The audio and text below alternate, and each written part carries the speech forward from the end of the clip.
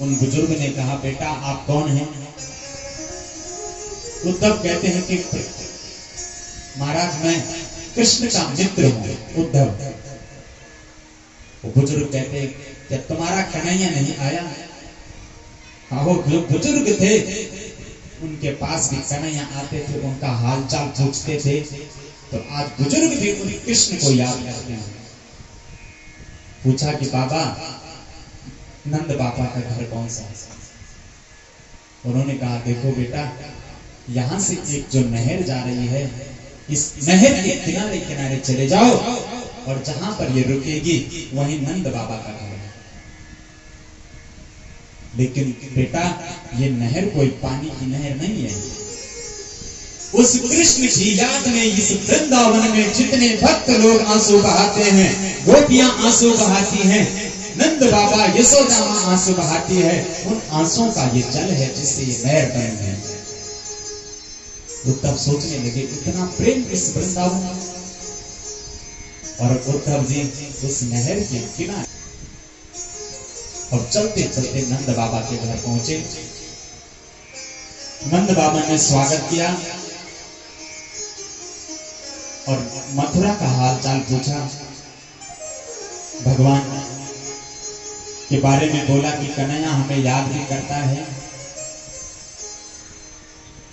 तो उन्होंने कहा, उद्धव जी कहते हैं कि हाँ वो आपको हमेशा याद करता रहता है।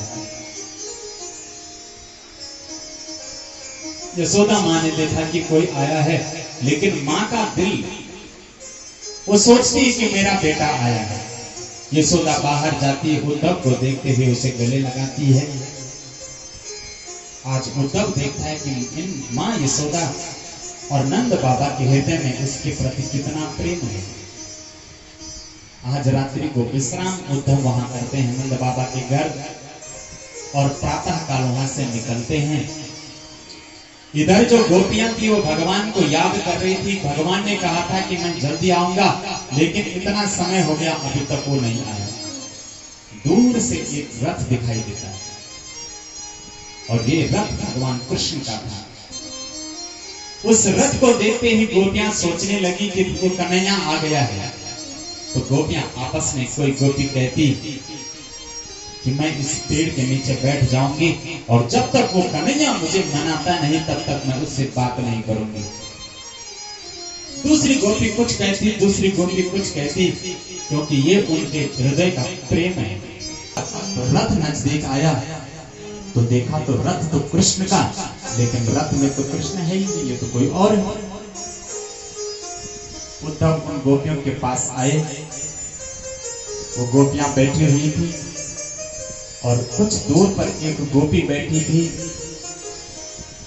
जो घुटनों में अपनी ठुड्डी को रखे हुए और पैर के अंगूठे के नाखून से जमीन को कुरेद रही थी। उसकी दृष्टि जमीन पर थी और उसके पास एक घोड़ा आता है। बोलो राधे राधे। घोड़ा उस गोपी के चरणों का स्पर्श करता है। उद्धव जी इन गोपियों के सामने जाते हैं और वो गोपियां क्या कह रही हैं उस भौरे से। ये भौरा, इसे कहते हैं भ्रमर की। भौरे का रंग कैसा होता है? काला और पीला। तो ये गोपी कौन थी? ये राधा थी। और उस भौरे से कह रही हैं, मधुपति तव बंधो मास्पृशांग्रिं सपत्न्या कुच विलुलित माला कुंकुम श्मश्रुभिर्ना वहतु मधुपतिस्तं मानिनीनां प्रसादम् यदु सदस्य विडम्ब्यम् यस्य दूतस्त्वमेत्रे। हे मधु, हे भौरे, कि तो वह बंधु, तू उस कपटी का बंधु है, इसलिए मेरे पैरों को मत छू। मांस प्रशांग्रिम सपत्न्या, मेरे पैरों को मत छू। और तेरी मूंछों पर उन फूलों का पराग लगा हुआ है। हे मधुर, हे भौरे, जैसा तू काला है वैसे तेरा जो मित्र है वो भी काला है। तू कपटी है, तेरा मित्र भी कपटी है, इसलिए मेरे पैरों को मत छू। वो राधा उस भौरे को कई बात, भौरे के माध्यम से कृष्ण को कई बातें सुनाने लग जाती है। क्योंकि ये भौरा कैसा है, पहले मुख चंद्र दिखा करके फिर हाय वियोग दिखाया है क्यों। चरणामृत स्वाद चखा करके विष का फिर प्याला पिलाया है क्यों। बस एक ही बार बसा करके इस भांति वियोग रुलाया है क्यों। मन में जब मोह नहीं रखते मनमोहन नाम धराया है क्यों। अपने मुख को दिखाते हो और फिर ओझल हो जाते हो। पहले चरणामृत का स्वाद हमें चखा देते हो और फिर उसके बाद हमें विष का प्याला थमा देते हो। मन में जब मोह नहीं रखते, कन्हैया जब तुम स्वयं अपने मन में हमारे प्रति कोई मोह नहीं रखते तो तुमने अपना मनमोहन नाम क्यों रखवाया। वो गोपिकाएं उस भंवरे के माध्यम से कृष्ण को बता रही है।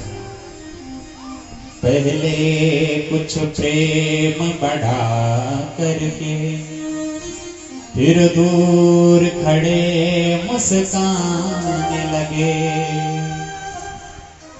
जब चाह हुई मिलने की जरा मुख चंद्र को कैसे छिपाने लगे। बस एक ही बार बसा करके सारी उम्र हमें रुलाने लगे। करुणा करनी तो दूर रहे, करुणानिधि हो के सताने लगे। तो गोपिकाएं इस भौरे से कहती कि तुम्हारा जो कन्हैया है, जो कपटी कृष्ण है, वो पहले प्रेम बढ़ाता है और फिर प्रेम बढ़ा करके हमसे दूर चला जाता है। लेकिन जब मिलने की चाह बनती है तो फिर वो अपने मुख को छिपा देता है और केवल हमने हमारे हृदय में एक ही बार बसा करके वो हमेशा सारी उम्र हमें रुलाने लगता है। अरे करुणा करनी तो दूर रही, लेकिन नाम है करुणानिधि और करुणानिधि होने के बावजूद भी वो कृष्ण हमें सताता रहता है। अरे वो तो बड़ा कपटी है। वामन अवतार में उसने बलि को ठग लिया, राम अवतार में उसने बाली को छुप करके मार दिया और इस कृष्ण अवतार में वो हम जैसी गोपियों को ठगता है। एक भौरे